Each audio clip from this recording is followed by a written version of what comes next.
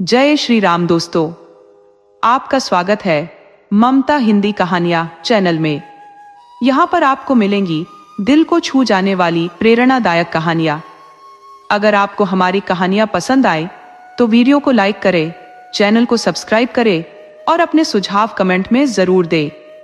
आपके सहयोग से आपका अपना चैनल ज्यादा से ज्यादा लोगों तक पहुंच पाए। धन्यवाद।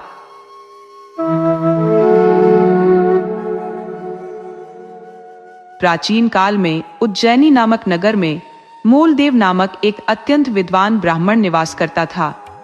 उसकी मेधा और कुशाग्र बुद्धि के चर्चे दूर दूर तक फैले हुए थे। उसने अनेक विद्वानों और पंडितों को शास्त्रार्थ में पराजित किया था, जिसके कारण वह वेदों और शास्त्रों का प्रकांड ज्ञाता माना जाता था। मूलदेव का एक अंतरंग मित्र था, शशि। एक दिन शशि ने मूलदेव के समक्ष एक विलक्षण प्रस्ताव रखा। उसने कहा, मूलदेव, तुम वाक्पटुता में निपुण हो और तुम्हारी ख्याति चतुर्दिक व्याप्त है। क्यों न हम पाटलिपुत्र की ओर प्रस्थान करें और वहां अपना नाम रोशन करें। शशि का सुझाव सुनकर मूलदेव को प्रसन्नता हुई। उसने कहा, मित्र, मैंने भी पाटलिपुत्र के बारे में बहुत कुछ सुना है। उसे विद्वानों का नगर कहा जाता है। मैं वहां के बुद्धिजीवियों की मेधा को परखना भी चाहूंगा। अगले ही दिन दोनों मित्र पाटलिपुत्र की यात्रा पर निकल पड़े। मार्ग में जब वे एक नगर की सीमा पर पहुंचे तो उन्हें नदी किनारे एक स्त्री कपड़े धोती हुई दिखाई दी। शशि ने कहा, मित्र, चलो इस स्त्री से पूछते हैं कि नगर में ठहरने का उपयुक्त स्थान कहाँ मिलेगा। मूलदेव ने सहमति में सिर हिलाया और दोनों उस स्त्री के पास गए। शशि ने पूछा, देवी, क्या आप बता सकती हैं कि यहाँ यात्रियों के ठहरने का स्थान कहाँ मिलेगा? स्त्री ने उत्तर दिया, मैं तो केवल इतना जानती हूँ कि इस नदी के जल में मछलियां रहती हैं और भंवरे कमल पुष्पों में। यात्रियों के ठहरने का स्थान कहाँ है, इसका ज्ञान मुझे नहीं। उसके उत्तर को सुनकर दोनों मित्र एक दूसरे का चेहरा देखने लगे। शशि ने कहा, क्या तुमने समझा? यह कह रही है कि इसे यात्रियों के ठहरने के स्थान का पता नहीं। मूलदेव ने खींच भरे स्वर में कहा, हमने तो एक साधारण प्रश्न पूछा था और इसने मछलियों और भंवरों की कहानी सुना दी। ये सीधे मना भी कर सकती थी। खैर, चलो किसी और से पूछ लेते हैं। आगे बढ़ते हुए उन्होंने देखा कि एक मकान के दरवाजे पर एक बालक बैठा हुआ था। उसके सामने गरम और ताजा भोजन की थाली रखी थी, लेकिन वह बालक थाली की ओर देखते हुए रो रहा था। शशि ने कहा, मूलदेव, इस बालक को देखो, इसके सामने इतना स्वादिष्ट भोजन है, फिर भी यह रो रहा है। मूलदेव बोले, शशि, ये स्त्री अब तक जितने भी व्यक्तियों से हमारी भेंट हुई है, उनमें सबसे अधिक चतुर प्रतीत होती है। मैंने निश्चय कर लिया है मित्र, मैं तो इससे विवाह करूंगा और विवाह के बाद इसे उचित सबक सिखाऊंगा। शशि ने मुस्कुराते हुए कहा, मूलदेव, जहां तक इस युवती से विवाह का प्रश्न है, मैं तुम्हारी बात से सहमत हूं। ऐसी तेजस्विनी और गुणवंती युवती यदि तुम्हारी संगिनी बने तो यह शुभ बात होगी। लेकिन विवाह के बाद उसे सबक सिखाने की जो बात तुमने कही, वह मुझे बिल्कुल उपयुक्त नहीं लगती। पहले यह तो बताओ, आखिर उसका अपराध क्या है जिसके लिए तुम उसे दंड देने की योजना बना रहे हो? मूलदेव ने उत्तर दिया, उसका अपराध यह है कि उसने हमें मूर्ख समझा। उसने संकेतों में बातें की, जबकि उसे सीधे सपाट शब्दों में कहना चाहिए था कि आमों को पहले नदी में धो लेना चाहिए। शशि ने गंभीर स्वर में कहा, मूलदेव, तुम्हारी यह बात तार्किक नहीं लगती। यदि वह युवती बुद्धिमान है तो बुद्धिमान लोग अक्सर सांकेतिक भाषा का उपयोग करते हैं। बात समझना तो सुनने वाले पर निर्भर करता है। जो समझ गया वह समझदार, और जो न समझे उसे ही अल्प बुद्धि कहा जाएगा। मूलदेव ने अपनी बात पर जोर देते हुए कहा, जो भी हो, मैं इस युवती को हमारी हंसी उड़ाने का दंड अवश्य दूंगा। शशि ने कंधे उचकाते हुए कहा, जैसी तुम्हारी इच्छा। अब यह बताओ कि आगे क्या योजना है? ठहरने की व्यवस्था बाद में देखी जाएगी, पहले इस युवती के घर का पता तो लगाना होगा। मूलदेव ने सहमति में सिर हिलाते हुए कहा, ठीक है, तुम उसके पीछे पीछे जाओ और उसका घर ढूंढो। फिर मैं सोचूंगा कि उससे विवाह करने का उपाय कैसे करना है। शशि ने उत्तर दिया, ठीक है, तुम यही प्रतीक्षा करो, मैं जल्द ही उसका पता लगाकर लौटता हूं। युवती ने टोकरी में ढेर सारे आम इकट्ठा कर लिए थे और अपने घर की ओर चल पड़ी। शशि भी चुपचाप उसके पीछे पीछे हो लिया। लगभग 1 घंटे बाद शशि वापस लौटा और मूलदेव को जानकारी दी। वह युवती एक ब्राह्मण की पुत्री है। उसका मकान यहाँ से थोड़ी दूरी पर है। मैंने उसका घर भली भांति देख लिया है। वे लोग बड़े ही सज्जन हैं और वह युवती भी बहुत ही गुणी है। उस रात दोनों ने एक सराय में विश्राम किया। सुबह होते ही उन्होंने ब्राह्मणों का वेश धारण किया और उस ब्राह्मण के घर की ओर प्रस्थान किया। उनके घर के पास पहुंचकर दोनों दरवाजे से थोड़ा हटकर बैठ गए और जोर जोर से वेदों के श्लोकों का उच्चारण करने लगे। कुछ समय पश्चात वह युवती का पिता अपने घर से बाहर निकला और उन दोनों की ओर दृष्टिपात करते हुए विचार करने लगा। ये दोनों अत्यंत विद्वान ब्राह्मण प्रतीत होते हैं, इन्हें अपने गृह पर आमंत्रित करना उपयुक्त रहेगा। ये सोचकर वे मूलदेव और शशि के समीप पहुंचे और जिज्ञासु भाव से बोले, महाशय, आप तो इस नगर के निवासी प्रतीत नहीं होते, कृपया बताइए आप दोनों कहां से पधारे हैं। मूलदेव ने नम्रता से उत्तर दिया, हम दोनों मायापुरी नगर से आए हैं। हमारा उद्देश्य प्राचीन विद्या का अध्ययन करना है। पिता ने सहानुभूतिपूर्ण स्वर में कहा, मायापुरी तो अत्यंत दूरस्थ स्थान है। वहां से यहां तक का मार्ग तय करने में आपको अवश्य कठिनाइयों का सामना करना पड़ा होगा।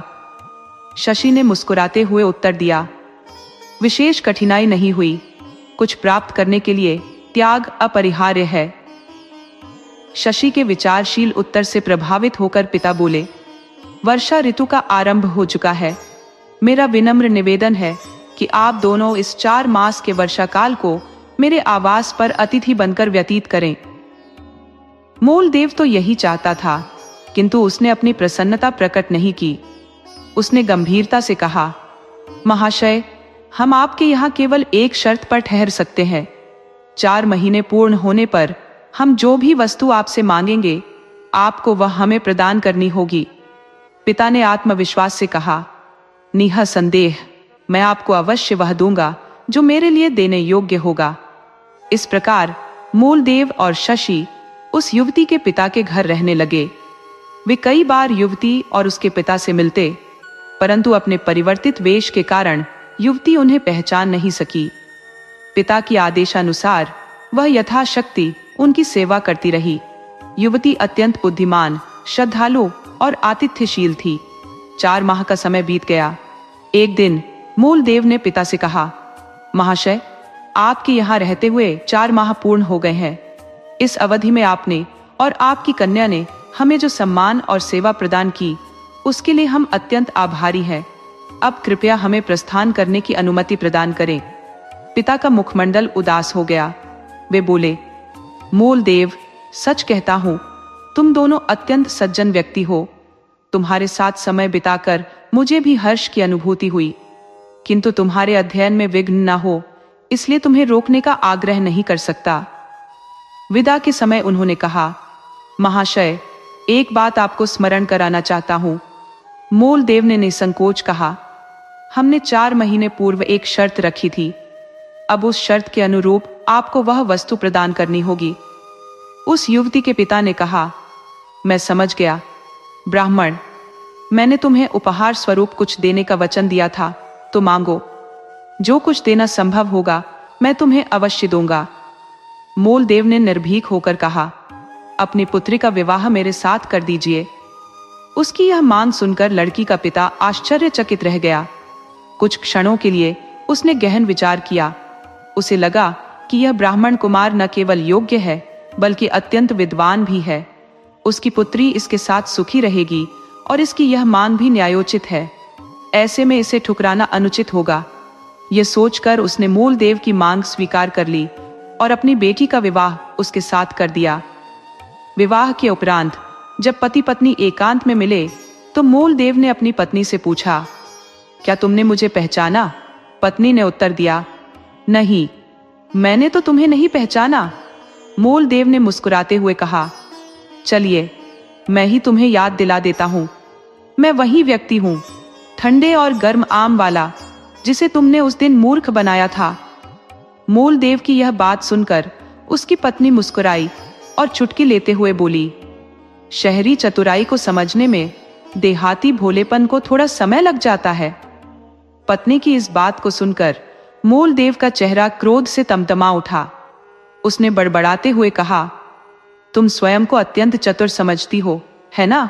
अब देखो, मैं यह देहाती गंवार तुम्हें हमेशा के लिए छोड़कर यहां से बहुत दूर चला जाऊंगा, और तुम शहरी बुद्धि जीवन भर यही सोचती रहोगी। मूलदेव की धमकी सुनकर भी उसकी पत्नी के चेहरे पर न तो भय की छाया दिखी, न ही कोई उदासी।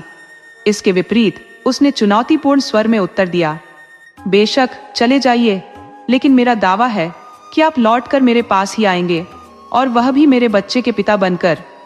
मूलदेव ने व्यंग्यात्मक स्वर में कहा, अरे मूर्ख स्त्री, जब मैं तुम्हारे साथ मिलन ही नहीं करूंगा तो तुम्हारा बच्चा कैसे जन्म लेगा? तुम केवल एक मुंहफट स्त्री हो, इसके अतिरिक्त और कुछ नहीं। अब मैं भी देखता हूं कि तुम अपनी बात कैसे सिद्ध करती हो। ये कहकर दोनों चुप हो गए और सोने चले गए। रात्रि के अंतिम पहर में मूलदेव चुपचाप उठा। उसने अपनी अंगूठी, जिस पर उसका नाम खुदा हुआ था, धीरे से अपनी पत्नी की उंगली में पहना दी और दबे पांव घर से बाहर निकल गया। योजना के अनुसार शशि पहले से ही उसका इंतजार कर रहा था। दोनों तेजी से उज्जैनी की ओर प्रस्थान कर गए। अगले प्रातः जब मूलदेव की पत्नी ने अपनी आंखें खोली तो उसने पाया कि उसका पति बिस्तर से गायब है।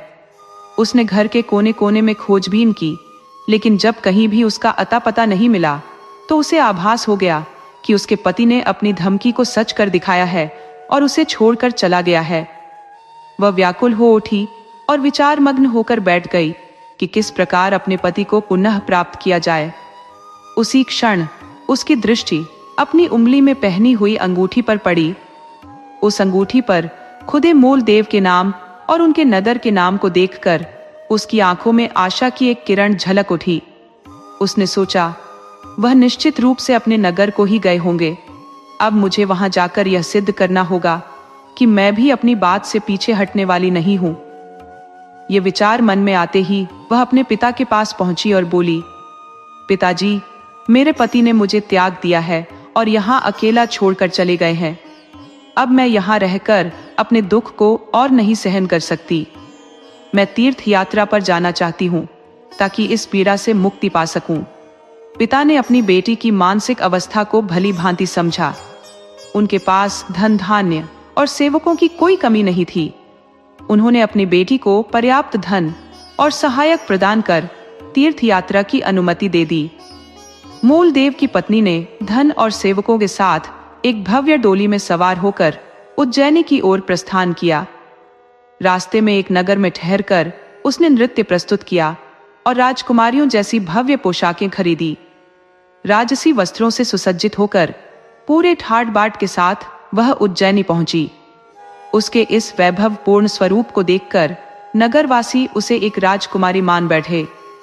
नगर में पहुंचने के बाद उसने नगर के बाहरी क्षेत्र में एक भव्य शिविर स्थापित किया और अपने सेवकों को आदेश दिया कि वे नगर में जाकर उसके अद्वितीय सौंदर्य की चर्चा करें।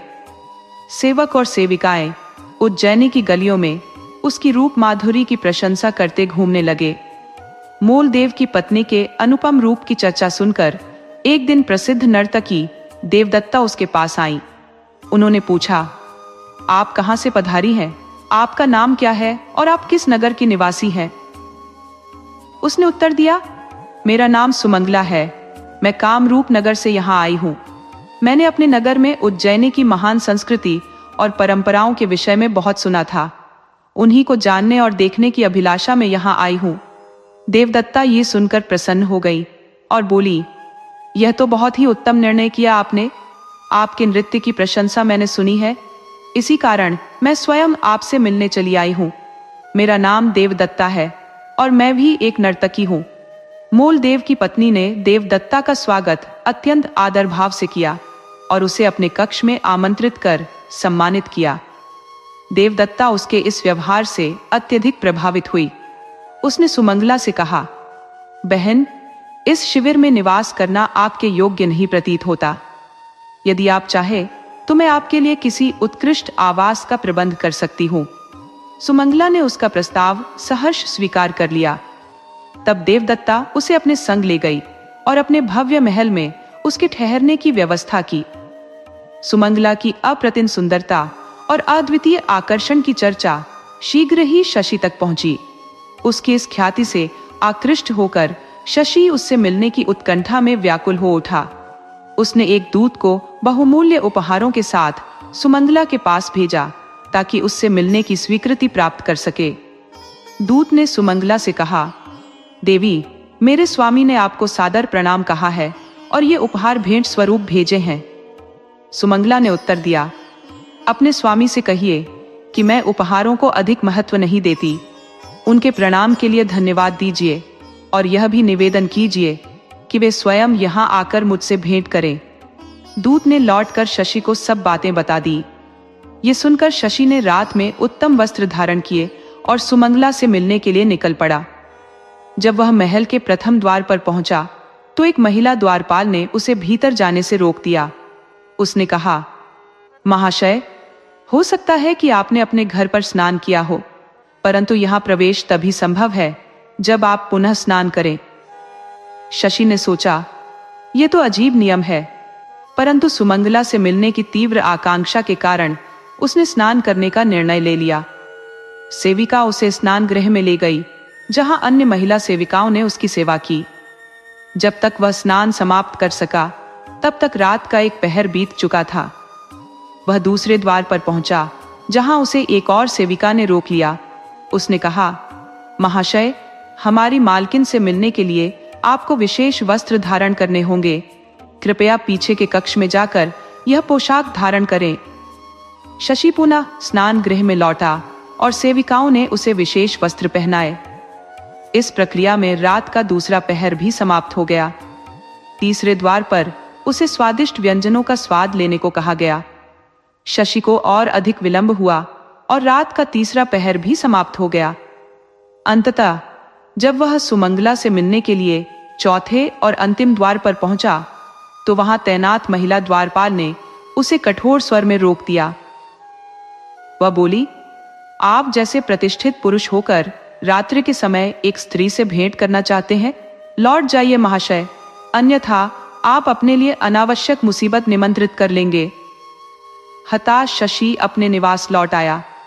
बिस्तर पर लेटे लेटे उसने सोचा, देवी सुमंगला निश्चित ही चतुराई और बौद्धिक कौशल में अद्वितीय है, तभी उन्होंने इतनी कुशलता से मुझे यहां से वापस भेज दिया।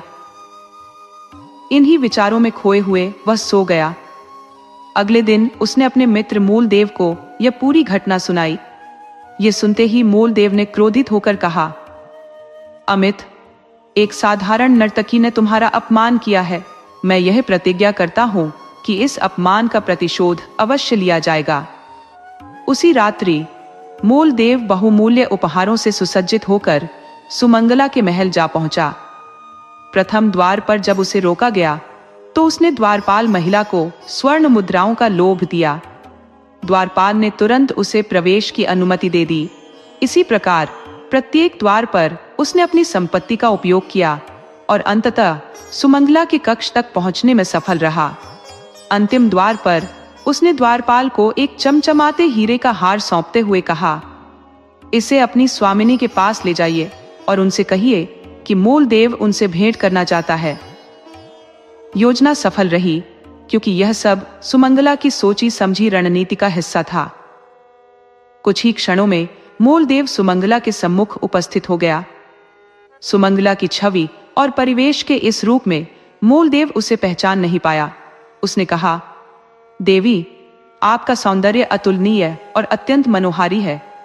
मेरे पास ऐसे शब्द नहीं है जो आपके सौंदर्य की यथोचित प्रशंसा कर सके। सुमंगला ने उसका भव्य स्वागत किया, उसे एक सुशोभित आसन पर विराजमान कराया और अपनी मोहक नृत्य कला से उसे मंत्रमुग्ध कर दिया। मूलदेव उसकी कलात्मक प्रतिभा से अभिभूत हो गया। जब सुमंगला ने उसे पुनः आने का निमंत्रण दिया तो उसकी प्रसन्नता का कोई पारावार नहीं रहा। इसके पश्चात मूलदेव प्रतिदिन सुमंगला से मिलने आने लगा।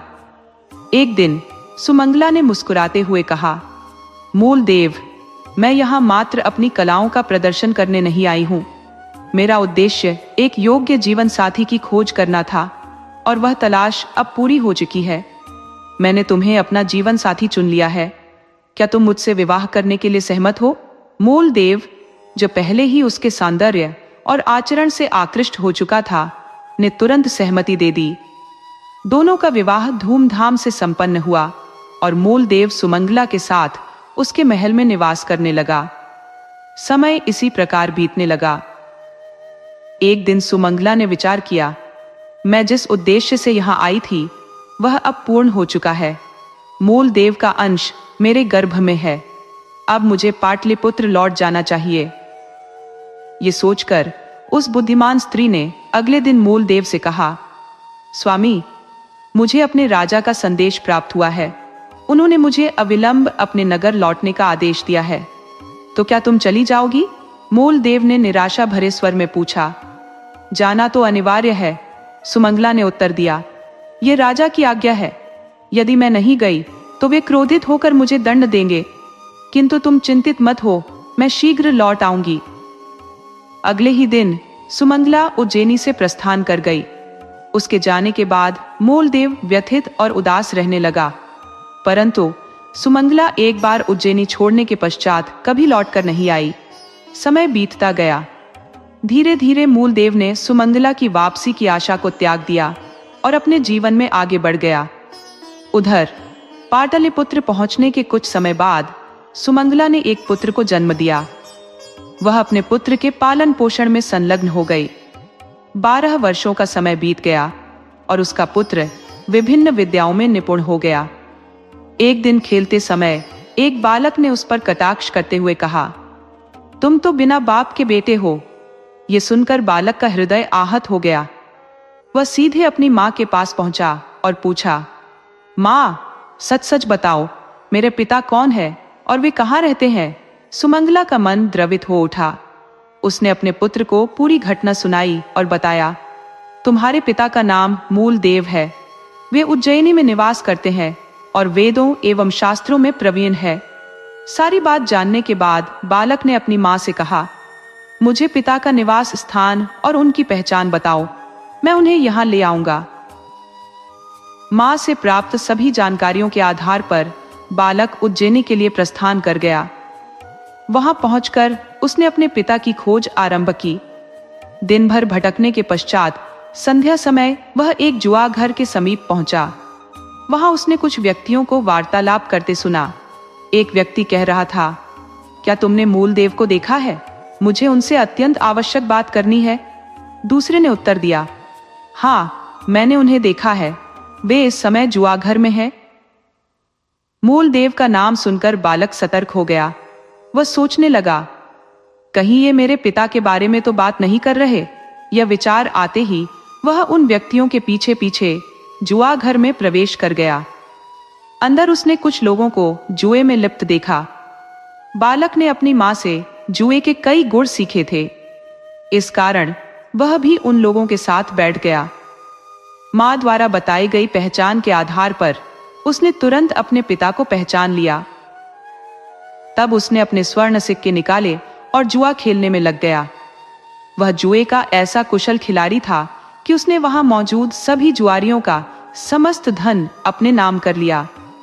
ये देखकर मूलदेव उसकी सराहना करते हुए बोले, बालक, तुम्हारी आयु अब भी अधिक नहीं है, किंतु तुम्हारा जुआ कौशल असाधारण है। यह विद्या तुमने कहां से अर्जित की? लड़के ने विनम्रता से उत्तर दिया, महाशय, यह तो मात्र एक छोटी कला है। मैं अनेक विद्याओं में निपुण हूं। जुआ खाने से बाहर आकर लड़के ने जुए में जीती हुई सारी धनराशि भिखारियों में बांट दी। इसके पश्चात वह एक वृक्ष की आड़ में छिपकर खड़ा हो गया। कुछ समय बाद मूलदेव जुआ खाने से बाहर निकलते हैं और अपने घर की ओर प्रस्थान करते हैं। लड़का चुपचाप उनका पीछा करता है और उनके निवास स्थान का पता लगा लेता है। रात्रि को जब मूलदेव गहरी निद्रा में होते हैं, लड़का दीवार फांदकर उनके घर में प्रवेश करता है। कमरे के भीतर वह रुई का एक बड़ा ढेर देखता है और उसका उपयोग अपने पिता को आरामदायक नींद देने के लिए करता है। फिर वह चुपके से पलंग को रस्सी से बांधकर दीवार से नीचे लटकाता है और स्वयं नीचे उतर जाता है। अगले दिन जब मूलदेव जागते हैं तो देखते हैं कि उनका पलंग गायब है। ये देखकर वे स्तब्ध और शर्मिंदा हो जाते हैं। वे बाजार जाकर नया पलंग खरीदने का विचार करते हैं। वहां वे उस लड़के को देखते हैं जो उनके पलंग को बेचने की चेष्टा कर रहा होता है। मूलदेव उससे पूछते हैं, इस पलंग की क्या कीमत है? लड़का मुस्कुराते हुए उत्तर देता है, यह पलंग उसी व्यक्ति को मिलेगा जो मुझे एक अनूठी और आश्चर्यजनक कहानी सुनाएगा। मूलदेव उसे एक कथा सुनाने की चुनौती देते हैं और शर्त रखते हैं कि यदि लड़का कथा का अभिप्राय समझ गया तो पलंग उसका होगा, यदि नहीं तो मूलदेव पलंग वापस ले जाएंगे। मूलदेव एक राजा की कहानी सुनाते हैं जिसमें अकाल के समय राजा सुअर की प्रेमिका को सांपों के छत्र से ढकता है और धरती पर जल छिड़क कर अन्न उगाता है, जिससे अकाल समाप्त हो जाता है। लड़का मुस्कुराते हुए कहता है, इस कहानी का अर्थ है कि सांपों का छत्र बादलों का प्रतीक है और सुअर की प्रेमिका धरती की उपमा है। राजा ने जलवृष्टि से धरती पर अन्न उपजाया। मूलदेव लड़के की तीक्ष्ण बुद्धि पर अचंभित हो जाते हैं। लड़का कहता है, अब मेरी बारी है। मैं आपको एक कथा सुनाता हूं। यदि आप इसका मर्म समझ गए तो सत्य कह दीजिए, यदि नहीं तो आप मेरे सेवक बनकर रहेंगे।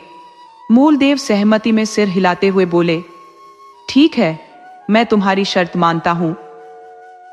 लड़का अपनी कथा आरंभ करता है। प्राचीन काल में इस धरा पर एक विलक्षण बालक ने जन्म लिया। जैसे ही उसने जन्म लिया, अपनी बाहों से उसने धरती को हिलाकर रख दिया। जब वह बड़ा हुआ तो उसने एक नई दुनिया में कदम रखा। मूलदेव ने पहेली का समाधान करते हुए कहा, यह कहानी असत्य है। इस पर बुद्धिमान बालक ने प्रत्युत्तर दिया, यह मात्र असत्य ही नहीं अपितु एक पूर्णतः सत्य कथा है। धर्म ग्रंथों में उल्लेखित, क्या भगवान विष्णु ने वामन अवतार में जन्म लेकर धरती का उद्धार नहीं किया था? आप इसे कहीं भी पढ़ सकते हैं। धर्मशास्त्रों में इसका विस्तृत वर्णन है। और फिर अपने विराट रूप से उन्होंने आकाश को नापा नहीं था? मूलदेव निरुत्तर हो गए क्योंकि लड़के ने सही उत्तर दिया था। उनकी चुप्पी देख लड़का बोला, महाशय, आप मुझसे पराजित हो गए। अब आपको अपने वचन का पालन करना होगा। आप जहां मैं जाऊं, मेरे सेवक बनकर मेरे साथ चलिए। प्रतिज्ञाबद्ध मूलदेव लड़के के साथ पाटलिपुत्र पहुंचे। वहां पहुंचकर लड़का उन्हें सीधा अपनी माता के समक्ष ले गया। ये दृश्य देखकर मूलदेव अचंभित रह गए। उनके मुख से अनायास ही निकल पड़ा, अरे सुमंगला, तुम? क्या तुम इस लड़के की माता हो? सुमंगला ने उत्तर दिया, हाँ, मैं इस लड़के की जननी हूं और तुम्हारी वही पत्नी हूं जिसे तुमने छोड़ दिया था। याद है मैंने क्या प्रतिज्ञा की थी? मैंने कहा था कि तुम चाहे जहां जाओ, अंततः मेरे पास लौट कर आओगे, और वो भी मेरे पुत्र के पिता बनकर। आज मेरी वह प्रतिज्ञा पूर्ण हुई। मूलदेव ने कहा, लेकिन मेरा तो तुम्हारे साथ कोई संबंध ही नहीं बना था।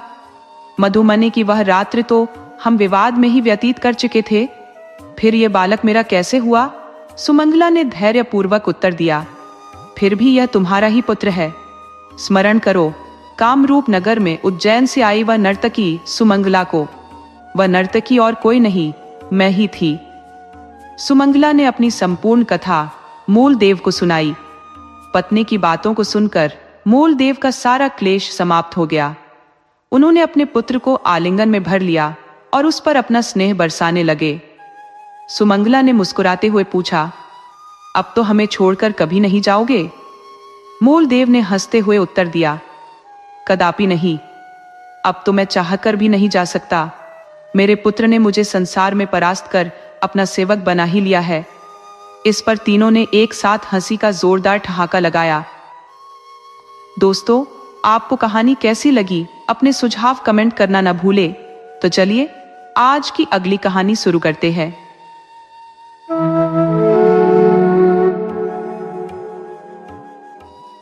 बहुत समय पहले की बात है। एक गांव में तेजा सिंह अपने परिवार के साथ निवास करते थे। तेजा सिंह गांव के सरपंच थे। आज उनके घर के सामने जनसैलाब बढ़ता जा रहा था। गांव के सारे लोग इकट्ठा हो चुके थे। जिसने भी उस शव को देखा उसकी चीखें निकल गई। शव का तो बस नाम ही था। हाथ पैर अलग अलग थे, जिनकी उंगलियां कटी हुई थी। सिर धड़ से अलग पड़ा था, पेट अंदर या बाहर उभर आया था और खोपड़ी से खून बहकर जम चुका था। चेहरा पूरी तरह काला हो चुका था। कानों का कोई पता नहीं था। आंखों के स्थान पर मांस के टुकड़े लटके हुए थे। कुल मिलाकर शव ऐसा लग रहा था जैसे किसी कसाई खाने से अभी लाया गया हो, और उस पर हजारों मक्खियां जो शव पर मंडरा रही थी, दृश्य को और भी डरावना बना रही थी। कितना अच्छा आदमी था, बेवजह मारा गया। भीड़ में दो बुजुर्ग आपस में बात कर रहे थे। सही कह रहे हो भैया, आजकल तो बाहर निकलने लायक भी नहीं रहा। अभी 2 दिन पहले ही मिला था, कितना खुश था अपनी जिंदगी से। मुझसे कह रहा था, चाचा हमारा ट्रांसफर यहीं पर हो गया है, परसों तक ट्रांसफर लेटर भी मिल जाएगा। इस बार उदयपुर जाना हमारा आखिरी बार होगा। 2 दिन में हम वापस आ जाएंगे। वो बेचारा सरपंच जी भैया, एक ही बेटा था और इतनी दर्दनाक मौत मरा। लेकिन एक बात समझ में नहीं आती, आखिर उसकी किसी से क्या दुश्मनी हो सकती थी कि उसे इतनी मौत मिली। इतना कहते ही एक तीसरा आदमी बोल पड़ा, अरे भैया कोई दुश्मनी नहीं थी, यह तो महेश की पत्नी का काम है। एक तीसरे आदमी ने उनकी बात काटते हुए कहा, कितनी बार कहा कि कोई उपाय करवा लो, लेकिन महेश इन बातों में विश्वास ही नहीं करता था। देखो सरपंच जी के बेटे की जान चली गई। क्या कह रहे हो बाबूजी? दूसरे आदमी ने पूछा। आजकल कौन इन बातों पर विश्वास करता है? हम सही कह रहे हैं भैया। अगर सरपंच ने हमारी बात मानकर समय पर इलाज करवाया होता तो इतनी बड़ी कीमत नहीं चुकानी पड़ती। एक आदमी ने कहा, कल की घटना याद करो। जब महेश की मौत की खबर आई तो नरेश की बहन खुशी मना रही थी। क्या कह रहे हो राम बाबू, एक मृत औरत खुशी कैसे मना सकती है? दूसरे आदमी ने अचंभित होकर पूछा। अरे भैया, यह तो हमने अपनी आंखों से देखा। अगर तुम मेरी बात पर विश्वास नहीं करते तो मन्नू से पूछ लो। भीड़ में से मन्नू को बुलाते हुए कहा गया, मन्नू जरा यहाँ आओ और भैया को कल रात की घटना बताओ। मन्नू ने कहा, हाँ चाचा, राम बाबू चाचा सही कह रहे हैं। जैसे ही महेश भैया की मौत की खबर आई, हमारे घर की छत पर रोने पीटने की आवाजें आने लगी और खटखट की विचित्र आवाजें सुनाई देने लगी। ऐसा लग रहा था जैसे छत पर कोई पत्थर फेंक रहा हो। हमने छत पर जाकर देखा, लेकिन कोई नहीं मिला। जब हम नीचे आए तो वही आवाजें फिर से आने लगी। फिर हम छत पर गए, लेकिन कोई नहीं था। इसके बाद जैसे ही हम सीढ़ियां उतर रहे थे, कानों में घुंघरू बजने की आवाजें आने लगी। ऐसा लग रहा था जैसे कोई नाच रहा हो। फिर हम सब डर के मारे भागे और दोबारा जाने की हिम्मत नहीं पाई। पूरी रात धड़कन और पायल की आवाजें आती रहीं। चाचा, दिन भर बाबा कहते रहे कि वह खुशी मना रही थी। जब सुबह महेश भैया की मिट्टी आई, तब जाकर नाचना बंद हुआ। धीरे धीरे समय बीत गया और इस घटना को लगभग 1 साल हो गया। ये कहानी अब बाहरी लोगों के लिए बस एक किंवदंती बनकर रह गई थी। घर वाले भी इसे भूलने की कोशिश में लगे हुए थे। सरपंच जी की बेटी की मेहंदी की रस्म चल रही थी, जिसमें आस पड़ोस की बहुत सी महिलाएं शामिल थी। गुड़िया भी उन महिलाओं के हाथों में मेहंदी लगवाते हुए बैठी थी। 3 भाइयों का संयुक्त परिवार था। सरपंच जी अपने भाइयों में सबसे बड़े और गांव के सम्मानित व्यक्तियों में से एक थे। उनकी यह स्थिति और मान सम्मान गांव के उन चुनिंदा लोगों में से एक थी। यही कारण था कि उन्हें गांव का सरपंच नियुक्त किया गया था। गुड़िया उनकी बेटी थी, जिसकी शादी 1 साल पहले तय हुई थी। लेकिन अपनी 28 वर्षीय इकलौते जवान बेटे की भयानक मौत के कारण उन्होंने शादी को 1 साल के लिए टाल दिया था। जब किसी के घर ऐसी घटना घटती है तो लोग रिश्ते जोड़ने से कतराते हैं, पर सरपंच जी की इज्जत और रुतबे के कारण ही यह शादी बची रही थी। गांव के लोग अक्सर दकियानुसी होते हैं और ऐसे मामलों में बचाव करते हैं, इसीलिए रिश्ते तोड़ने में झिझकते नहीं है। शादी ब्याह का मामला होता ही ऐसा है। रात के 8 बज रहे थे। मेहंदी की रस्म समाप्त हो चुकी थी। सभी महिलाएं अपने अपने घरों को लौट चुकी थी। नवंबर का महीना था। न तो बहुत ठंड थी और न ही उमस भरी गर्मी। मौसम एकदम सुहावना था। घर की बहुएं खाना बना रही थी और बड़ी बुजुर्ग महिलाएं शादी की तैयारियों में व्यस्त थी। गढ़ की लड़कियां नाच गाने में व्यस्त थी। पुरुष लोग बरामदे में बैठकर 2 दिन बाद आने वाली बारात के स्वागत की चर्चा कर रहे थे, जबकि लड़के बरामदे से लगे दलान में इकट्ठी होकर कथाएं और किस्से सुन रहे थे। तभी अचानक मौसम, जो बिल्कुल शांत था, बदलने लगा। धीरे धीरे हवा तेज हो गई और आकाश को बादलों ने घेर लिया। हल्की हल्की बूंदाबांदी भी शुरू हो गई। बच्चे और बड़े सभी मौसम का आनंद ले रहे थे। गुड़िया, जो अभी नवविवाहिता थी, उसकी चाची ने उसे मजाक में कहा, गुड़िया रानी, कितनी बार कहा कि कढ़ाई में खाना मत खाओ, लेकिन तुम मानती ही नहीं। आंधी पानी अपने साथ ले आई अपनी शादी में। अचानक बिजली की जोरदार कड़कड़ाहट से लोग सिहर उठे। धीरे धीरे तेज होती हवा ने तूफान का रूप ले लिया और हल्की बूंदाबांदी मूसलाधार बारिश में बदल गई। आकाशीय बिजली की गड़गड़ाहट तेज हो रही थी, जो लोगों के कानों को झनझना रही थी। इस अचानक मौसम के बदलाव ने सभी को चकित कर दिया। बाहर बरामदे में बैठे लोग आपस में बहस कर रहे थे। पूरा घर, जो अभी थोड़ी देर पहले बिजली की रोशनी से नहाया हुआ था, अब अंधेरे में डूब चुका था। बिजली कट चुकी थी और घर वाले टॉर्च और लालटेन से घर में उजाला करने की कोशिश कर रहे थे। गुड़िया, जो लालटेन लेकर ऊपर की ओर जा रही थी, ने सुनी अपनी भाभी की आवाज, गुड़िया, लालटेन लेकर जरा इधर आओ। सीढ़ियां चढ़ते हुए वह एक अवसरनुमा कमरे में पहुंची, जहां खाना 1 साल पहले तक बनता था। लेकिन महेश की मौत के बाद से लोग वहां खाना बनाना बंद कर चुके थे। उस जगह को महेश की पत्नी की पसंदीदा जगह माना जाता था और उसकी मौत के बाद लोग उस जगह जाने से डरने लगे थे। कुछ महीने पहले तक दिन का खाना भी वहीं बनता था, लेकिन धीरे धीरे खाना बनाना भी बंद हो गया था। गुड़िया ने चारों ओर नजर दौड़ाई, लेकिन कोई नहीं दिखा। उसने इसे मन का वहम समझकर आगे बढ़ना शुरू किया। फिर वही आवाज आई, गुड़िया, लालटेन लेकर जरा इधर आओ। देखो, यहाँ कितना अंधेरा है, हमें कुछ नहीं दिख रहा। गुड़िया ठिठकी। ये आवाज उसकी भाभी की थी। वह लालटेन लेकर आवाज के स्रोत की ओर बढ़ी और देखा कि कम रोशनी के कारण उसे साफ साफ कुछ दिखाई नहीं दे रहा था। उसने लालटेन की बत्ती को और ऊंचा किया, जिससे पूरा कमरा स्पष्ट दिखाई देने लगा। एक औरत जलते हुए मिट्टी के चूल्हे के पास उल्टे मुंह के साथ एक पतले से पटरे पर बैठी थी। अरे भाभी, आप यहाँ क्या कर रही हो? उसने सवाल किया, लेकिन कोई उत्तर नहीं मिला। यह देखकर उसने फिर से पुकारा, भाभी, आप कुछ बोल क्यों नहीं रही? और ये कहते हुए उसने भाभी का कंधा पकड़कर जोर से झिंझोड़ा। अचानक वह औरत उसकी ओर मुड़ी और गुस्से से फुफकारते हुए वह पूरी तरह से जली हुई, बिना आंखों वाली एक चुड़ैल में बदल गई। यह देख उसकी चीख निकल गई और लालटेन उसके हाथ से छूट गई। चीख सुनकर लोग दौड़ते हुए उस कमरे की ओर भागे, लेकिन जब तक वे पहुंचते, लालटेन का कांच टूट चुका था और आग की एक बड़ी लपट उठ चुकी थी। उसे लपटों से घिरा देख वह चुड़ैल जोर जोर से हंसने लगी। जल्द ही घर में और लोग जमा हो गए, लेकिन चुड़ैल अब भी हंसते हुए खड़ी थी। उसके ठहाकों से सरपंच का पूरा घर गूंज उठा। इस भयानक दृश्य को देखकर वहां खड़े लोगों की चीख निकल गई और फिर देखते ही देखते वह चुड़ैल गायब हो गई। लपटें इतनी तेज थी कि कोई भी उसके पास जाने की हिम्मत नहीं कर पा रहा था। जब तक लोग कुछ उपाय करते, गुड़िया की लीला समाप्त हो चुकी थी। बिजली भी आ चुकी थी और फानी तूफान थम चुका था। मौसम पहले जैसा शांत और सामान्य हो चुका था।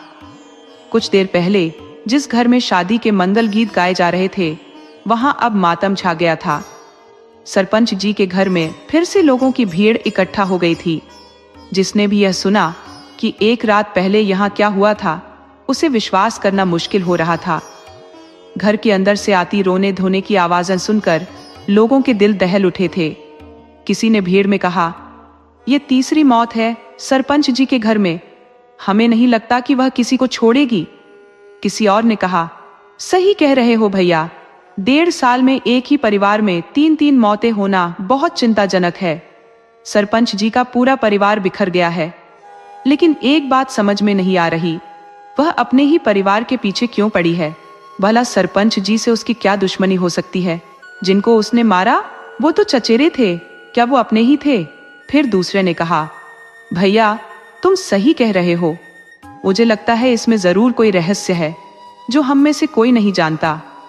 हमें डर है कि अगर सरपंच जी ने जल्दी ही कोई ठोस उपाय नहीं किया तो एक दिन वह उनके पूरे परिवार का विनाश कर देगी। अब तो वह और भी ताकतवर हो चुकी होगी, क्योंकि उसके साथ 2 और साथी मिल गए हैं। अब गुड़िया की मिट्टी जा चुकी थी और बुढ़िया भी मर चुकी थी।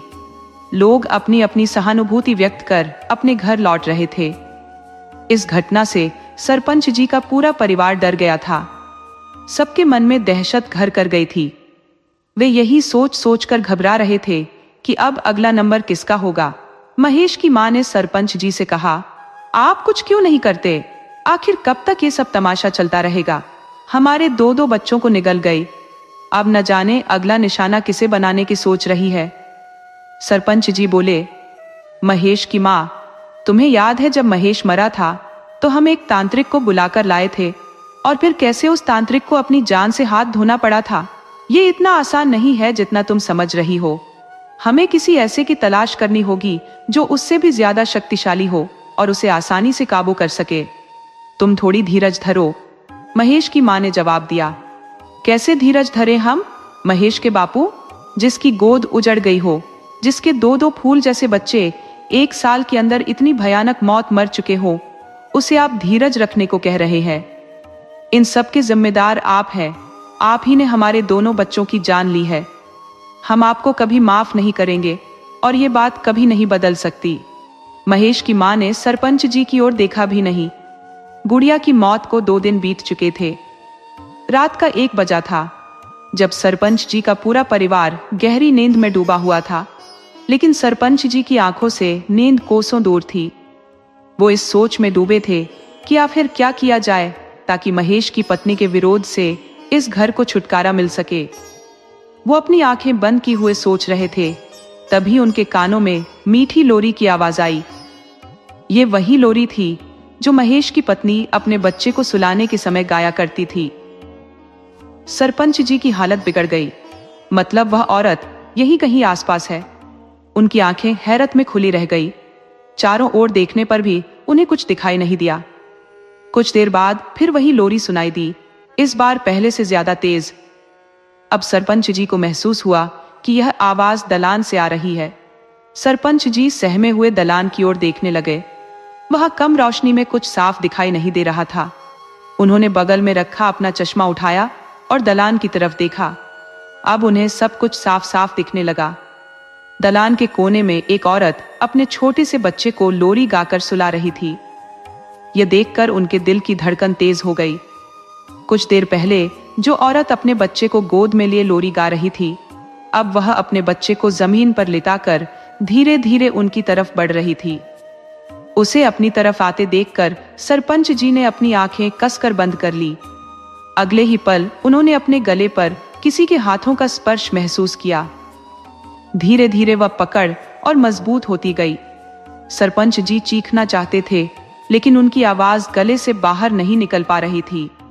जिसने उनका गला पकड़ा था, उसकी पकड़ इतनी मजबूत हो चुकी थी कि सरपंच जी खुद को छुड़ाने की पूरी कोशिश कर रहे थे, पर वह नाकाम हो रहे थे। उनके गले पर उस औरत की पकड़ और तेज होती जा रही थी। तभी चारपाई के हिलने की आवाज सुनकर उनके बगल में लेटे भाई की आंख खुल गई। वह घबराकर बोले, भैया की चारपाई इतनी आवाज क्यों कर रही है? सरपंच जी की तरफ देखते ही जो दृश्य उन्होंने देखा, उससे उनकी रूह कांप उठी। उन्होंने देखा एक औरत जिसका चेहरा घूंघट से ढका हुआ था, लेकिन उसके शरीर के जिस हिस्से को वे देख सकते थे, वहां बड़े बड़े फफोले थे जो जगह जगह से फट चुके थे।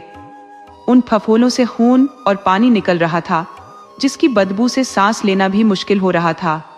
वह औरत सरपंच जी के ऊपर झुकी हुई थी और उनका गला पूरी ताकत से दबा रही थी। सरपंच जी छटपटाते हुए खुद को बचाने की कोशिश कर रहे थे।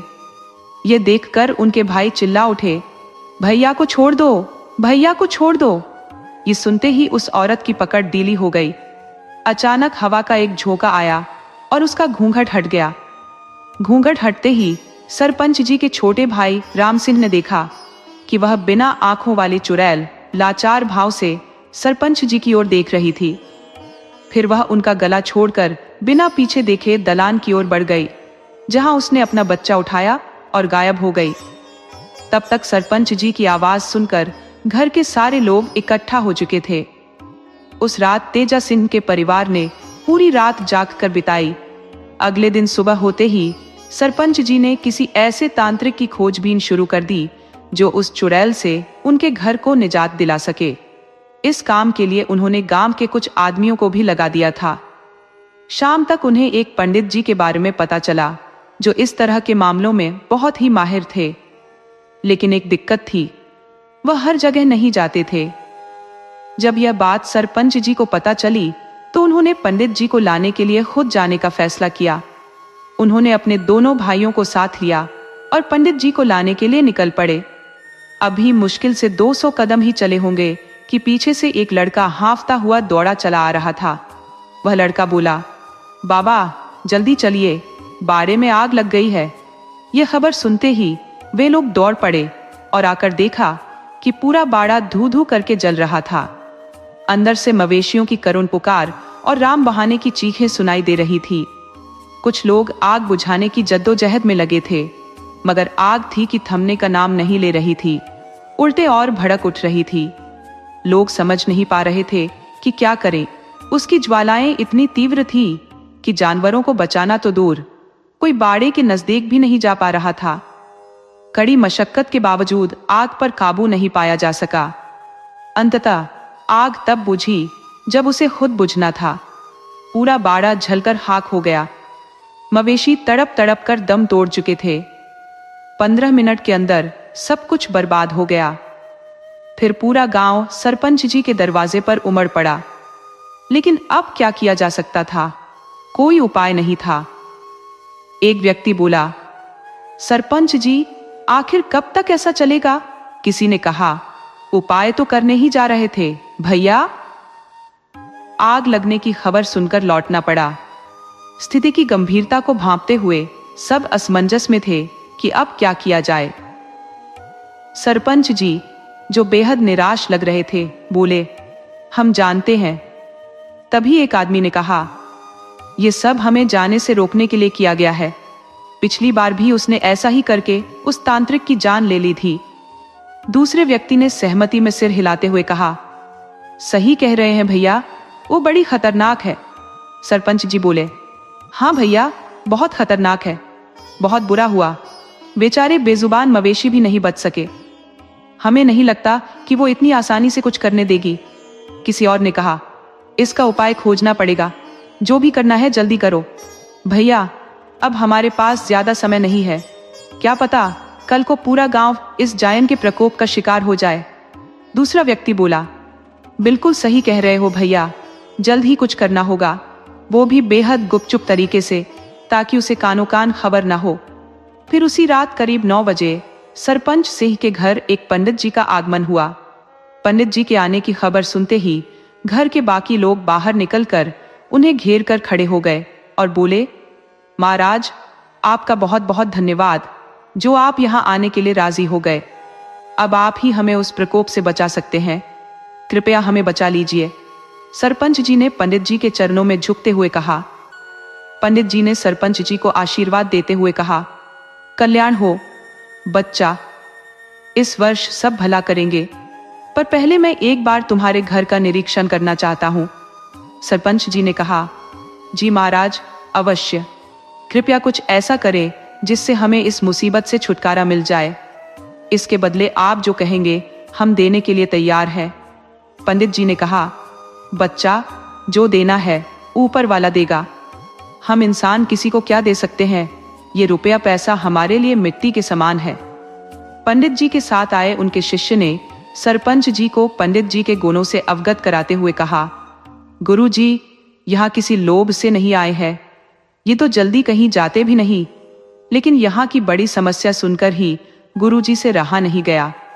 आपकी किस्मत प्रबल थी जो पंडित जी यहाँ आए। इनके दर्शन आपको हुए तो अब आप तनिक भी चिंता न करें।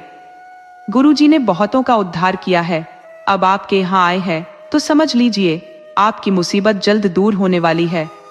इसके बाद पंडित जी ने कहा, चलो अब एक बार पूरे घर का निरीक्षण करवा दो। सरपंच जी बोले, जी महाराज। यह कहकर उन्होंने पंडित जी को घर के मुख्य द्वार तक पहुंचाया। लेकिन जैसे ही पंडित जी ने घर के मुख्य चौखट पर पांव रखा, उन्हें एक जोर का झटका लगा।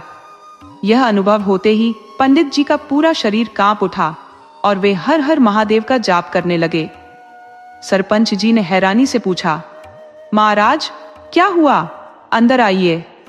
पंडित जी ने दरवाजे पर ठिठक कर कहा, इस घर की आत्मा हमें भीतर आने से रोक रही है। बच्चा, वो कोई साधारण आत्मा नहीं है, बहुत ही ताकतवर और हठी आत्मा है। इतना कहते ही पंडित जी ने अपनी आंखें बंद की और मन ही मन कुछ मंत्र बुदबुदाने लगे। मंत्र के प्रभाव से उन्होंने उस चौखट को बिना किसी रुकावट के आसानी से पार कर लिया। पूरे घर का निरीक्षण करने के बाद पंडित जी ने कहा, यहाँ कई बुरी शक्तियों ने अपना डेरा जमाया हुआ है, उन्हें यहाँ से निकालना इतना आसान नहीं होगा। सरपंच जी ने चिंतित होकर पूछा, महाराज इसका मतलब इस घर में उनकी आत्माओं का जुड़ाव बहुत पुराना है? पंडित जी ने गंभीर स्वर में कहा, हाँ बच्चा, जिस जगह से किसी आत्मा का जुड़ाव हो जाता है उस जगह को छोड़ना आसान नहीं होता। फिर पंडित जी ने कहा, चाहे वो चाय हो, जागता हुआ इंसान हो, मरा हुआ व्यक्ति हो, आत्मा हो या कोई और शक्ति, मैं अपनी ओर से पूरा प्रयास करूंगा। भगवान भोलेनाथ अगर चाहेंगे तो ये बुरी आत्माएं और शक्तियां यहां से जल्द ही निकल जाएंगी। सब महाकाल भली करेंगे, लेकिन इसके लिए मुझे एक विशेष पूजा करनी होगी। सरपंच जी ने कहा, जी ठीक है। पंडित जी ने समझाया, ये पूजा आधी रात 12 बजे से शुरू होगी और करीब 4 घंटे चलेगी। इसके बाद मैं उन बुरी शक्तियों का आह्वान करूंगा। ये पूजा हमें आज रात ही करनी होगी, क्योंकि आज भोलेनाथ का दिन है। अगर ये पूजा उनके दिन और समय पर की जाती है तो महाकाल प्रसन्न हो जाते हैं और इस कार्य को हर हाल में सफल बनाते हैं। हर हर शंभु, जय महाकाल। पंडित जी ने समय पर इशारा करते हुए कहा, अब भी 10 बजे हैं, ठीक 12 बजे से पूजा शुरू होगी। तब तक उस पूजा के लिए कुछ विशेष सामग्रियों का इंतजाम कर ले। एक बात और, इस पूजा में परिवार के हर सदस्य की उपस्थिति जरूरी है, इसलिए ध्यान रहे कि आज रात कोई न सोए। रात 12 बजते ही पंडित जी ने पूजा शुरू कर दी। जैसा कि उन्होंने कहा था, परिवार के सभी सदस्य उस पूजा में मौजूद रहे। पूजा करीब 4 घंटे चली, जिसमें पंडित जी ने मंत्रों का जप किया। ये जप उपांशु जप कहलाता है, जिसमें आवाज तो नहीं आती लेकिन मंत्रों की ध्वनि सुनी जा सकती है। इस पूजा के दौरान घर के प्रत्येक सदस्य को हवन कुंड में बारी बारी से हवन सामग्री डालनी थी। पूजा समाप्त होते ही बुरी शक्तियों के आह्वान का समय आया।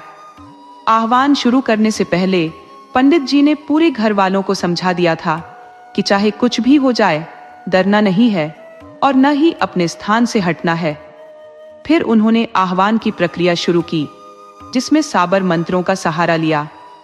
साबर मंत्र जल्दी सिद्ध होते हैं और इस वाचिक जप में उच्च स्वर में मंत्रों का उच्चारण किया जाता है। पंडित जी मंत्रों का उच्चारण कर रहे थे कि करीब 15 मिनट के बाद अचानक जोर की हवा चलने लगी। हवा इतनी तेज थी कि आंगन में रखा सारा सामान उड़ने लगा और घर में धमक की आवाजें आने लगी।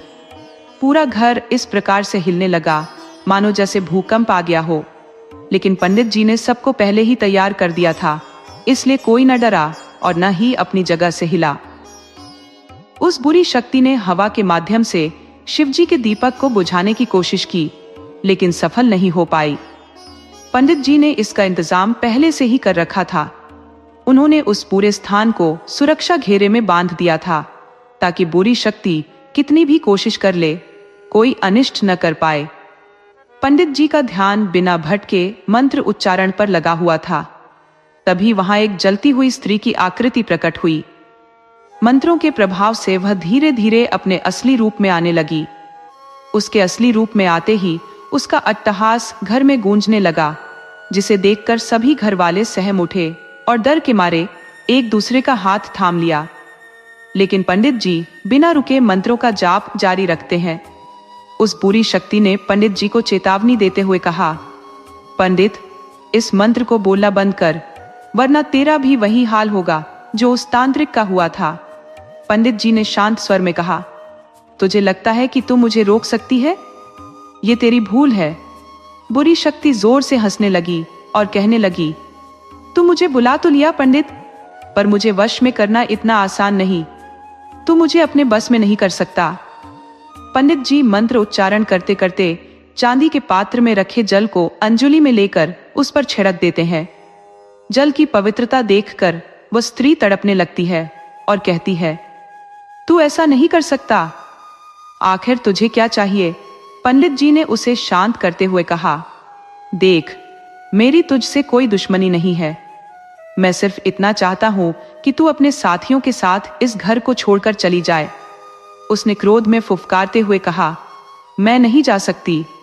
पंडित जी ने कहा, अगर तू मेरी बात मान लेगी तो मैं तेरी आत्मा को हमेशा के लिए मुक्त कर दूंगा, तुझे मोक्ष दिला दूंगा। तब वह जोर से चिल्लाते हुए कहने लगी, नहीं चाहिए मुझे कोई मोक्ष या मुक्ति, मुझे सिर्फ और सिर्फ बदला चाहिए। पंडित, क्या तू मेरा बदला दिला सकता है? बोल, क्या तू मेरी मदद करेगा? पंडित जी ने शांत स्वर में पूछा, किससे बदला लेना चाहती हो तुम, और किस बात का बदला लेना चाहती हो? वह बोली, सरपंच तेजा सिंह से पूछो। क्यों रे तेजा सिंह, क्यों नहीं बताता कि हमें क्या चाहिए? बोलना, अगर तू नहीं बोलेगा तो हम तुझे मौत के घाट उतार देंगे। चल, तैयार हो जा मरने के लिए, आज हम तुझे अपने साथ ही लेकर जाएंगे। ये कहते ही वह तेजा सिंह पर झपट पड़ी और उसका गला पूरी ताकत से दबाने लगी। उसे इस तरह अनियंत्रित होते देख पंडित जी ने एक बार फिर से पवित्र जल मंत्र पढ़ते हुए उस पर छिड़क दिया।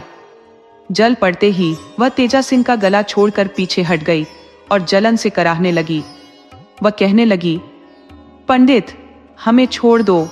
हमने तुम्हारा क्या बिगाड़ा है जो तुम हमें इस तरह परेशान कर रहे हो? हम तो पहले से ही मरी हुई आत्मा है, दुखी और परेशान। हमें और मत सताओ, हमारी विनती सुनो, हमारा बदला पूरा हो जाने दो, फिर हम खुद ही यहाँ से चले जाएंगे। पंडित जी ने कठोरता से कहा, तुम ऐसे नहीं मानोगी। ठीक है, मैं तुझे दिखाता हूं। और उन्होंने मंत्रों का उच्चारण शुरू कर दिया। यह देखकर चुड़ैल पंडित जी से गिड़गिड़ाने लगी, तुम हमें मुक्त करना चाहते हो ना? लेकिन एक बात जान लो, हम कभी मुक्त नहीं हो सकते जब तक हमारे दिल का बोझ हल्का नहीं हो जाता। हमारी आत्मा तभी मुक्त होगी जब हमें न्याय मिलेगा, और न्याय हमें बदला लेकर ही मिलेगा। उसकी बात सुनकर सरपंच जी, जो अब तक चुप थे, बोले, बहुत हुआ, रहम करो। तुमने हमारे दोनों बच्चों को मार दिया, अब तो हम पर रहम करो। वह हंसते हुए बोली, रहम? तुम रहम की बात कर रहे हो तेजा सिंह? क्या तुम भूल गए कि हमने भी तुमसे रहम की भीख मांगी थी? तुम्हारे सामने रोए थे, गिड़गिड़ाए थे, लेकिन तुमने हमारे ऊपर रहम किया नहीं ना? तो फिर हम तुम्हारे ऊपर क्यों करें? अगर तुम भूल गए हो तो हम तुम्हें याद दिला देते हैं। याद करो तेजा सिंह, जब तुमने हमारे ऊपर भरे समाज में चरित्रहीन होने का आरोप लगाया था, तुमने हमें पूरे गांव और समाज में कहीं भी मुंह दिखाने लायक नहीं छोड़ा था। तेजा सिंह का भाई, जो अब तक चुप था, कहने लगा, ये तुम क्या कह रही हो बहू? हमें कुछ समझ नहीं आ रहा। तुम अपनी गलती भैया पर क्यों डाल रही हो? उस रात क्या हुआ था ये तो तुमने सबको बताया था। वह कहने लगी, बाबूजी, आप लोगों को कुछ भी नहीं पता है, इसलिए आप बीच में मत आइए। जो कुछ हुआ वह मात्र एक संजोग था, इसमें किसी का कोई दोष नहीं है। क्या तुम्हें लगता है कि हमें तुम्हारे जाने का दुख नहीं है? देखो महेश को, कैसे वह तुम्हारे और मुन्ने के जाने के बाद तुम्हारे गम में पागल हो गया था। देखो अपनी अम्मा को, एक दिन नहीं जाता जब वो तुम्हें और मुन्ने को याद न करती हो, और जिनसे तुम बदला लेना चाहती हो वह तुम्हारा ही परिवार है। महेश, अब तुम ही समझाओ बहू को, शायद वह तुम्हारी बात समझ जाए। महेश, जो मानसिक संतुलन खो चुका था, अपने चाचा की बात सुनकर उस चुड़ैल की आंखों में झांकने लगा। वह आंखें जो अब आंखें नहीं थी। तभी महेश के मुंह से वह नाम निकला जिसे सुनकर चुड़ैल की आत्मा बेहद भावुक हो गई। रूपा, मेरी रूपा। महेश के मुंह से अपना नाम सुनकर जो अब चुड़ैल बन चुकी थी, वह उसके प्यार के वशीभूत हो गई और उसकी आंखों में देखने लगी। देखते ही देखते वह जोर जोर से रोने लगी। हाँ महेश, हम तुम्हारी रूपा है। तुम हमें छोड़कर क्यों चली गई? क्यों? हम सब बताएंगे, लेकिन ऐसे नहीं। पूरे गांव को इकट्ठा करो, पंचायत लगाओ। हम बताएंगे कि हम तुमसे दूर क्यों गए। तेजा सिंह रूपा की इस बात से सहमत नहीं थे, लेकिन अपने भाई राम सिंह के आगे उनका बस नहीं चला। राम सिंह की बातों का मान रखते हुए सच्चाई जानने के लिए पूरे गांव और पंचों को खबर दी गई कि सरपंच तेजा सिंह के घर सभी को इकट्ठा होना है। सभी लोग यह जानने के लिए उत्सुक थे कि आखिर ऐसी कौन सी बात है जिसकी खातिर सरपंच जी ने इतनी सुबह हमें यहाँ बुलाया है। सब लोग इकट्ठा हो जाने पर रूपा, जो अब चुड़ैल बन चुकी थी, सबके सामने आ गई। उसके इस रूप को देखकर कुछ लोग डर के मारे थरथराने लगे, लेकिन इतनी भीड़ देखकर उनका अमर रोकने का साहस बना रहा। अब रूपा बोलने लगी, देखिए, आपको हमसे डरने की कोई जरूरत नहीं है। हम यहाँ किसी को नुकसान पहुंचाने नहीं आए हैं। हम तो बस अपनी बात रखने आए हैं। आप सबको यहाँ बुलाने का कारण सिर्फ एक है, वो बात जो मैं जीते जी आप लोगों तक नहीं पहुंचा पाई। ये किस्सा 2 साल पुराना है, जब हमारे परिवार के लोग उस प्रदेश में थे और उसी समय बुआ जी की बेटी की शादी थी। पूरा परिवार 3 दिन के लिए शादी में गया था, सिवाय मेरे, बाबूजी, बड़े भैया और गुड़िया दीदी के। हम नहीं जा सके क्योंकि उस समय मुन्ना बहुत छोटा था और मेरी तबीयत भी ठीक नहीं थी। जिस दिन सब लोग शादी में गए थे, उसी रात की बात है। रात का वक्त था, करीब 1 बजे का। सब लोग खाना खाकर सोने चले गए थे। मैं भी अपने कमरे में सो रही थी। अचानक दरवाजे पर खटपट की आवाज आई, जिससे मेरी नींद खुल गई। मुझे लगा कि शायद दीदी होंगी, इसलिए दरवाजा खोल दिया। लेकिन सामने बड़े भैया खड़े थे, जो शायद होश में नहीं थे। मैं कुछ समझने या पूछने से पहले ही उन्होंने मुझे अंदर धकेल दिया और दरवाजा अंदर से बंद कर लिया। इसके बाद जो हुआ वो किसी भयानक सपने से कम नहीं था। बड़े भैया एक भूखे भेड़िए की तरह मुझ पर टूट पड़े। मैं चिल्लाती रही, उनसे अपनी इज्जत की भीख मांगती रही, रिश्ते की दुहाई देती रही, लेकिन उन्होंने मेरी एक भी बात नहीं सुनी। दुख की बात तो ये है कि गुड़िया दीदी, जो हमारे कमरे के बगल वाले कमरे में थी, वो मदद करने नहीं आई। जब आई तब तक बहुत देर हो चुकी थी। मैं लुटी पिटी रोते हुए बाबूजी के पास गई, लेकिन उन्होंने मेरी एक नहीं सुनी। मैं बार बार कहती रही कि मैं सच बोल रही हूँ, लेकिन उन्होंने अपने बेटे को बचाने के लिए उल्टा मुझे ही चरित्रहीन और झूठा करार दे दिया। मैं चुप नहीं रही। मैंने साफ कह दिया कि मैं ये बात सबको बताऊंगी। इस पर उन्होंने मुझे आश्वासन दिया कि सुबह पंचायत बुलाकर न्याय दिलाएंगे। फिर उन्होंने मुझे कमरे में भेज दिया। जब मैं कमरे में गई तो मुन्ना जग चुका था और भूख से रो रहा था। मैं उसे गोद में लेकर चुप कराने लगी। तभी तीनों हमारे कमरे में घुस आए। गुड़िया दीदी के हाथ में मिट्टी के तेल का डिब्बा था। जब तक मैं कुछ समझ पाती, बड़का भैया ने मेरे हाथ पकड़ ली और बड़े भैया ने मेरे पैर। गुड़िया दीदी ने मुझ पर पूरा तेल उड़ेल दिया।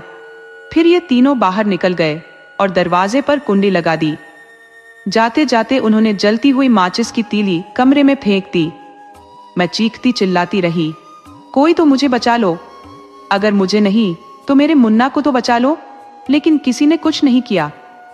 मिट्टी के तेल की वजह से आग तेजी से पूरे कमरे में फैल गई। मैं दर्द से तड़प रही थी, दरवाजा पीट रही थी, लेकिन ये पत्थर दिल लोग मेरी आवाज पर कोई ध्यान नहीं दे रहे थे। मुन्ना, जो कि रो रहा था, वह आकर मुझसे लिपट गया। मैं चाहकर भी उसे नहीं बचा पाई और फिर देखते ही देखते कुछ ही पलों में मैं और मेरा मुन्ना आग की लपटों में झलकर राख हो गए। इन लोगों ने अपने बेटे के घिनौने कर्मों को छिपाने के चक्कर में ये सब किया। इन्हें यह भी याद नहीं रहा कि उस बंद कमरे में हमारे साथ मुन्ना भी था, जो हमारी तरह तड़प तड़प कर मर गया। ये कहते हुए उसकी आंखों से आंसुओं की धारा बह निकली। उसकी बात सुनकर वहां मौजूद कोई भी ऐसा नहीं था जिसकी आंखों से आंसू न छलक रहे हों। इतने पर भी इनका दिल नहीं पसीजा। इन लोगों ने पूरा गांव, परिवार और समाज के सामने मुझे चोर साबित कर दिया। अपनी बुराई को छिपाने के लिए इन लोगों ने पूरे गांव में यह बात फैलाई कि मैंने तेजा सिंह के कमरे से उनकी अम्मा की चुराई हुई चीजें बरामद होते हुए पकड़ा गया था। इसके बाद शर्मिंदगी से बचने के लिए मैंने मुन्ना के साथ खुद पर मिट्टी का तेल डालकर अपनी जान ले ली। लेकिन सच ये है कि मैंने खुद को और मुन्ना को जला लिया। बोलो तेजा सिंह, सरपंच जी, क्या मैं झूठ बोल रही हूँ? क्या आप सच में मानते हैं कि मैंने अपने ऊपर मिट्टी का तेल डालकर आत्महत्या कर ली थी? सरपंच जी, आप मानते हो कि मैंने खुद को जला लिया, लेकिन आप समझते हो कि मेरे मरने के साथ ही आपका यह राज्य भी खत्म हो जाएगा। लेकिन आप भूल गए कि ऊपर वाले की लाठी में आवाज नहीं होती, लेकिन जब वो चलती है तो आदमी कहीं का नहीं रहता। ये सुनकर पूरे गांव में सन्नाटा छा गया। हर कोई हैरान था और किसी के भी पास कुछ कहने के लिए शब्द नहीं थे। वहां मौजूद सबके चेहरे शर्म से झुक गए थे। गांव के लोगों को अब यकीन हो गया था कि महेश की बीवी ने जो कुछ कहा वह सच है। अब आप ही बताइए, क्या मैंने कोई गलती की है? अगर हाँ, तो पंडित जी मुझे अभी यहाँ भस्म कर दे। लेकिन अगर मैंने कुछ गलत नहीं किया तो मुझे आप लोगों से न्याय चाहिए।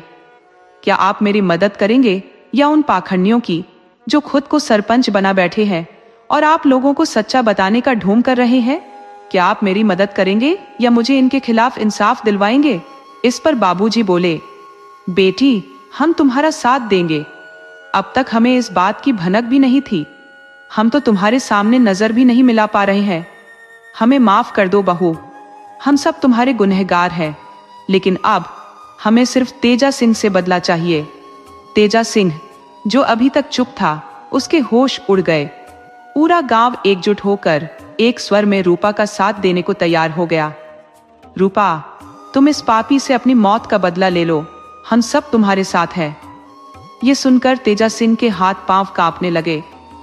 वह तुरंत रूपा के पैरों में गिर गया और अपने के की माफी मांगने लगा। देखो रूपा बेटी, तुम्हारे साथ जो कुछ भी हुआ वह नहीं होना चाहिए था, लेकिन मैं मजबूर था। अपने बेटे के मोह में मैं अंधा हो गया था। मैं तुम्हारा दर्द नहीं समझ पाया, तेजा सिंह ने कहा। रूपा ने गुस्से में कहा, तुम्हारे बेटे के मोह में तुम्हें यह भी नहीं दिखा कि मैं भी किसी की बेटी हूं, किसी की मां हूं और किसी की पत्नी हूं। तुम्हें यह भी याद नहीं रहा कि हम तुम्हारी बहू हैं, तुम्हारे परिवार का हिस्सा है। तुम्हें जरा भी शर्म नहीं आई? रूपा की बातें सुनकर पूरा गांव एकजुट हो गया और सरपंच से कहा, रूपा को इंसाफ मिलेगा। अब तेजा सिंह का कोई बचाव नहीं होगा। इतना सुनते ही तेजा सिंह घबरा गया और रूपा के पैरों में गिर पड़ा। लेकिन अब बहुत देर हो चुकी थी। गांव के लोग एक स्वर में बोले, रूपा, तुम इसे सजा दिलवाओ, हम सब तुम्हारे साथ हैं। रूपा ने जब तेजा सिंह के मुंह से माफी की बातें सुनी तो वह आक्रोश से बोली, तुम्हारे जैसे पापियों को अब यहाँ रहने का हक नहीं है। तुमने हमारी दुनिया उजाड़ दी, अब तुम्हें इसका अंजाम भुगतना होगा। और फिर अचानक से तेजा सिंह एक जलते हुए आग के गोले में तब्दील हो गया। उसकी चीखें पूरे वातावरण में गूंज उठी और देखते ही देखते उसका शरीर राख में बदल गया। बचा तो बस उसकी अस्थियों का ढेर, जो रूपा के हाथों इंसाफ मिलने का प्रतीक था। उसके बाद पंडित जी ने रूपा की आत्मा को मोक्ष दिलाने की तैयारी की। पूरा गांव, जो अब तक रूपा की दर्दनाक कहानी से हिला हुआ था, उसकी आत्मा को शांति मिलने की दुआ करने लगा। रूपा के साथ साथ उन सभी आत्माओं को भी शांति मिली जो उसके साथ अन्याय का शिकार हुई थी। अंत में रूपा का दिव्य प्रकाश जुगनू की तरह हवा में उड़ते हुए शून्य में विलीन हो गया। दोस्तों, आपको कहानी कैसी लगी? अपने सुझाव कमेंट करना न भूले। तो चलिए आज की अगली कहानी शुरू करते हैं।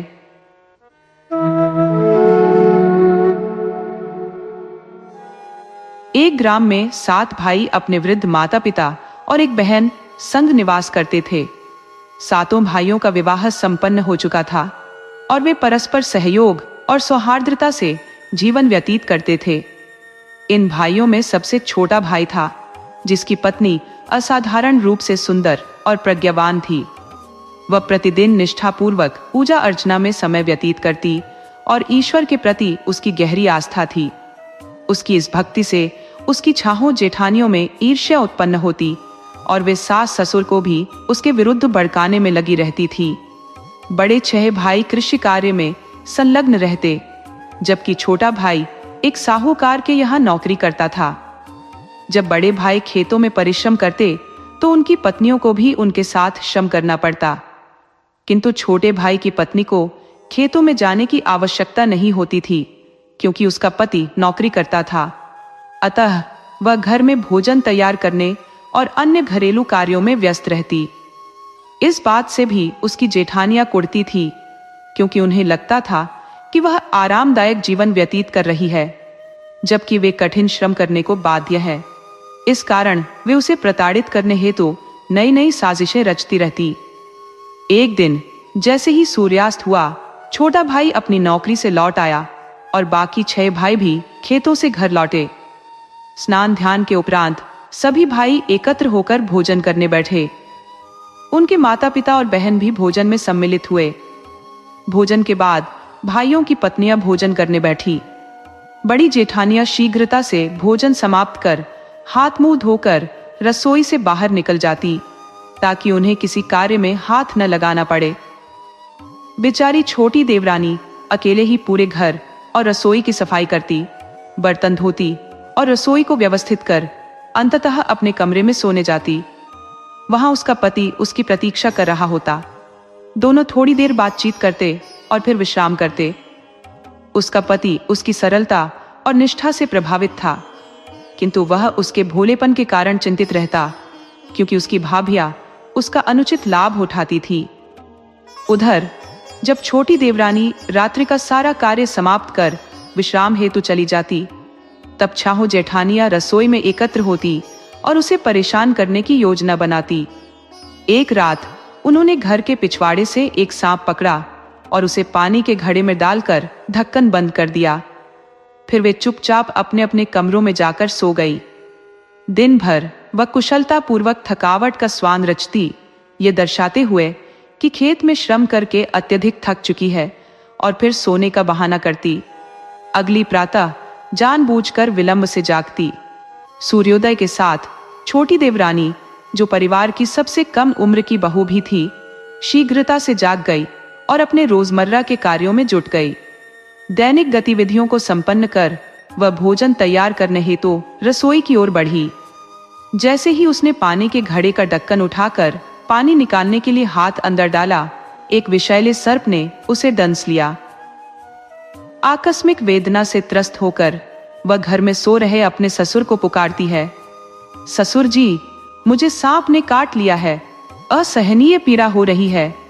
ससुर ने ठंडी आवाज में उत्तर दिया, घर में चौबंदी है, दहलीज सुरक्षित है, पास आकर लक्ष्मी कौन है? वह सहायता की आशा में अपनी सास को पुकारती है। सासू माँ, सांप ने मुझे दंस लिया है, पीड़ा असह्य हो रही है। सास ने भी वही प्रत्युत्तर दिया।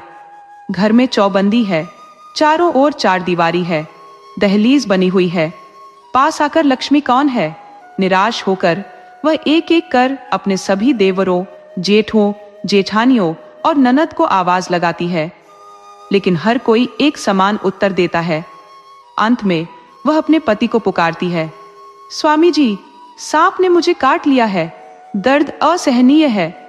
पत्नी की पुकार सुनकर पति हड़बड़ाते हुए उठते हैं और तुरंत रसोई की ओर दौड़ते हैं। वहां पहुंचकर वह अपनी पत्नी को निश्चल पड़ी हुई पाते हैं। उसका शरीर नीला पड़ चुका होता है। पत्नी की मृत्यु देखकर पति हतप्रभ हो जाते हैं और व्याकुल होकर विलाप करते हैं। वे भगवान से प्रार्थना करते हैं, हे ईश्वर, यह तो आपकी परम भक्त और निष्कपट थी, इसके साथ ऐसा अन्याय क्यों हुआ? अपने शोकाकुल हृदय के साथ वह अपनी पत्नी के पार्थिव शरीर को कंधे पर उठाकर घर की दहलीज पर लाकर रख देते हैं। इस बीच उसकी सबसे छोटी बहन के मायके में भी एक अशुभ घटना घटित होती है। उनकी मां के आंगन में लगा तुलसी का पौधा अचानक मुरझाकर समाप्त हो जाता है। इस दृश्य को देखकर छोटी बहू का भाई चिंतित हो उठता है, क्योंकि उसकी बहन ने विदाई के समय कहा था, भैया, यदि मुझ पर कोई संकट आया तो यह तुलसी सूख जाएगी। एक पल की देर के बिना वह उसी अवस्था में अपनी बहन के ससुराल की ओर दौड़ पड़ता है। वहां पहुंचकर वह सबसे पहले अपने ससुर से पूछता है, ससुर जी, मेरी बहन कहाँ है? ससुर ने उत्तर दिया, बेटा, हमने तुम्हारी बहन को कहीं नहीं देखा। ससुर का यह जवाब सुनकर भाई अपनी सास से पूछता है, लेकिन वहां भी वही उत्तर मिलता है। इसके पश्चात वह अपनी बहन की जेठानी, ननद और देवरों से पूछता है, परंतु सभी से उसे एक जैसा प्रत्युत्तर प्राप्त होता है। आखिरकार वह अपने बहनोई के पास पहुंचता है और प्रश्न करता है, जीजा जी, मेरी बहन कहाँ है? यह सुनते ही बहनोई फूट फूट कर रोने लगता है और साले को पूरी घटना की जानकारी देता है। अपनी बहन की मृत्यु की खबर सुनते ही भाई का दिल टूट जाता है और वह भी अश्रुपूर्ण होकर रोने लगता है। वह लंबे समय तक अपने आंसुओं को रोक नहीं पाता। कुछ समय पश्चात वह यह निर्णय लेता है कि भगवान